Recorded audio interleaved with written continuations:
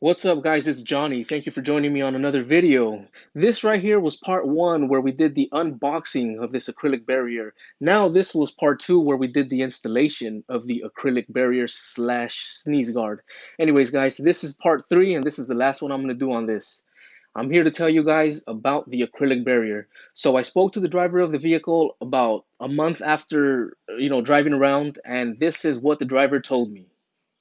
It sucks. Straight up, guys, I'm here to tell you the truth, and the driver told me that it sucks. The glare is horrible, and it makes the car even hotter than it already is. Of course, you can turn the AC on, but assuming you don't have it on, the driver told me that the front of the vehicle gets really hot when you're driving. You feel the heat more than you would feel it if the acrylic barrier slash sneeze guard wasn't there.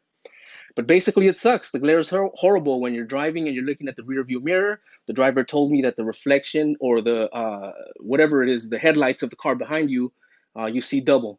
So, anyways, the thing sucks. Thanks for watching. Like, comment, subscribe, share, and stay tuned for more, guys.